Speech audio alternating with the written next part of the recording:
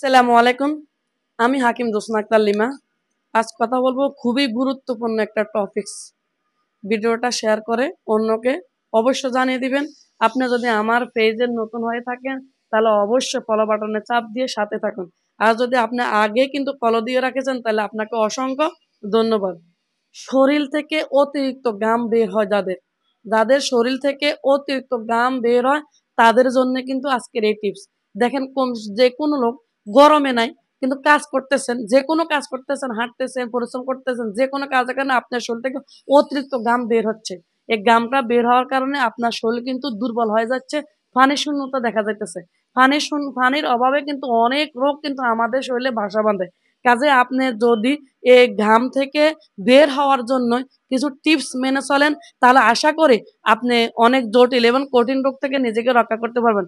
আসুন আমরা জানি যে আমাদের শরীর থেকে প্রচুর ঘাম কেন বের হয় সে কারণটা একটু বলছি। ভিটামিন B12 এর অভাবে আমাদের শরীরে নানা রকম রোগ হয়। আর এই B12 যদি পর্যাপ্ত পরিমাণে আমাদের শরীরে থাকে তাহলে কিন্তু আমাদের শরীর থেকে ঘামটা দূর হবে। তাই আমরা B12 পাওয়ার জন্য যে সমস্ত খাবারগুলো খাবো সেটা হলো আপনি কলা, ডিম, দুধ, গাজর, টমেটো, সবুজ শাক, মাছ এবং কাঠবাদাম। এ জাতীয় খাবারগুলোর মধ্যে প্রচুর পরিমাণে ভিটামিন B12, B6 এবং B3 আছে। পর্যাপ্ত পরিমাণে খুঁজে পাবেন। শরীর দুর্বল যদি থাকে, যদি আপনার শরীরে কোনো শক্তি না থাকে, এনার্জি কম তাহলেও কিন্তু আপনার শরীরে পর্যাপ্ত মানে ঘাম বের হবে। আর এই শরীর দুর্বলতার জন্য আপনি প্রচুর পরিমাণে ফল-ফলাদি খাবেন, শরবত খাবেন, যেকোনো শরবত, ডাবের শরবত, আখের শরবত, এই যে আপনার ফল-ফলাদি নিজে বাসায় বানিয়ে এই ধরনের ফল-ফলাদি শরবতগুলো খাবেন। আপনার এই ফল, শাকসবজিগুলো বেশি খাবেন। এ জাতীয় খাবারগুলো যদি খেতে পারেন তাহলে আপনার শরীরে দুর্বলতা কাটবে। আরেকটা আপনাদেরকে পরামর্শ দিই যে যাদের শরীরে প্রচুর পরিমাণে ঘাম হয়, এই ঘামটাকে দূর করার জন্য এটা একটা আয়ুর্বেদ শাস্ত্রের চিকিৎসা।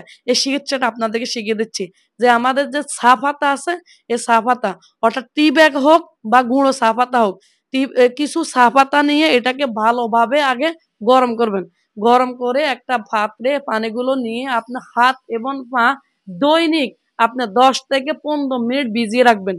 এ চায়ের মধ্যে টনিক অ্যাসিড প্রাকৃতিক ঘাম বিরোধী হিসাবে কাজ করে। আর এই টনিক অ্যাসিডটা কিন্তু পাওয়া যায় একমাত্র চায়ের লিকারের মধ্যে।